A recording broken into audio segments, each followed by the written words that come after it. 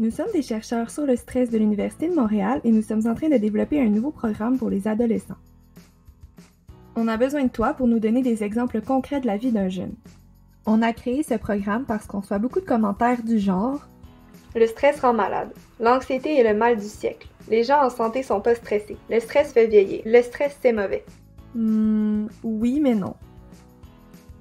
Les jeunes du secondaire nous écrivent particulièrement qu'ils sont stressés par les nombreux défis de l'avenir. Quoi faire dans la vie, les nouveaux cours, rencontrer de nouvelles personnes. On a donc créé ce programme pour partager des faits scientifiques sur le cerveau humain et la réponse de stress du corps afin d'informer les adolescents.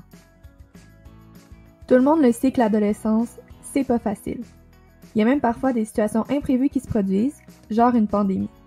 Mais les scientifiques ont découvert qu'en fait, les difficultés et les frustrations qu'on vit permettent à notre cerveau d'apprendre et de se renforcer. Justement, le stress que tu ressens dans des moments difficiles, c'est juste un signe que ton corps et ton cerveau se préparent à faire face aux défis et à apprendre de ces derniers. Les jeunes qui savent ça sont mieux préparés à faire face aux exigences du secondaire, du cégep, d'un emploi et même de la vie en général. Bref, le but de notre programme est d'amener les jeunes à utiliser le stress qu'ils vivent plutôt que de se laisser écraser par celui-ci. Le stress peut les aider à se protéger, à développer de nouvelles aptitudes et à accomplir ce qu'ils veulent dans la vie.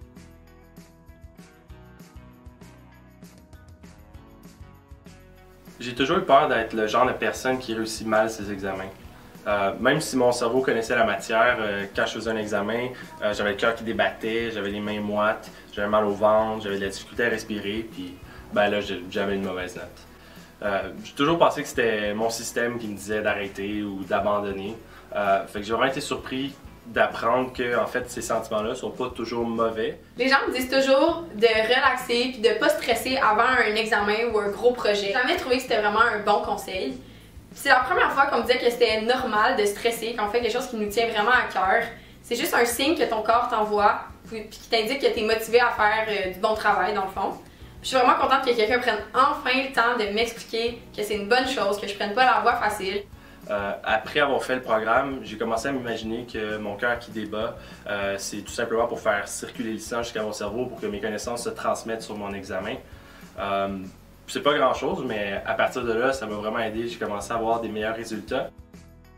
On a tous une idée de c'est quoi être stressé, mais les gens ne savent pas toujours à quoi sert le stress. Le stress, c'est une réaction que ton corps produit pour t'aider à réagir quand tu es face à un stresseur. Un stresseur, c'est n'importe quelle situation que ton cerveau interprète comme étant menaçante. Bref, le stress sert à s'adapter à tout ce qui se passe autour de nous. Les chercheurs du stress ont découvert qu'il existe deux types de situations ou d'événements que notre cerveau peut percevoir comme étant menaçants. Les stresseurs absolus et les relatifs. Un stresseur absolu est un événement ou une situation qui met réellement la vie ou le bien-être en danger. Comme c'est universel, tout le monde a une réaction de stress face à ce type de stresseur. Et c'est une très bonne chose parce que sans la réponse de stress, on pourrait pas survivre.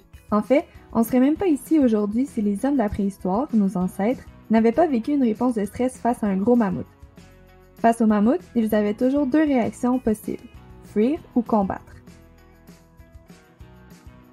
Dans les deux cas, ils avaient besoin premièrement que leur cerveau détecte rapidement la menace et deuxièmement, que leur corps mobilise une grande quantité d'énergie hyper rapidement pour faire l'une de ces deux actions. C'est assez exceptionnel aujourd'hui de croiser un stresseur absolu, mais ça pourrait être par exemple un feu dans ta maison ou bien la maladie de la COVID-19. Ok, mais là, il y en a qui vont dire « Ouais, mais j'ai toujours l'impression d'être stressé, est-ce que ça veut dire que j'ai toujours peur pour ma survie? » Non.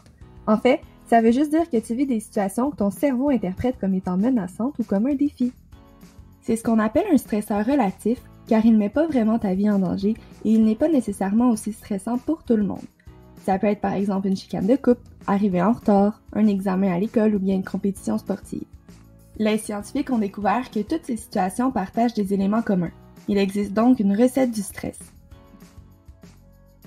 Tu peux être stressé par une situation si tu as l'impression d'avoir peu de contrôle, si ta personnalité est menacée, donc tu as l'impression que tes habiletés et tes compétences sont remises en question, si c'est imprévisible ou bien si ça comporte un élément nouveau. Même si ta vie n'est pas menacée, dès que ton cerveau trouve l'un de ces ingrédients dans une situation, ton corps va enclencher une réponse de stress qui te fournira autant d'énergie que si tu avais à chasser un gros mammouth. Et plus il y a d'ingrédients du stress dans une situation, plus tu te sentiras stressé. Mais c'est une bonne chose parce que tu as besoin de cette réponse de stress au quotidien pour faire face aux défis de la vie, atteindre des objectifs importants pour toi et te dépasser. Es-tu capable de penser à un moment lors duquel tu étais vraiment stressé, mais que tu as appris de cette situation? Souviens-toi les pensées et les sensations que tu ressentais. N'hésite pas à écrire ces réponses dans ton journal de bord qui est disponible sur notre site web et à le partager avec nous afin qu'on puisse améliorer le programme avec des exemples plus concrets.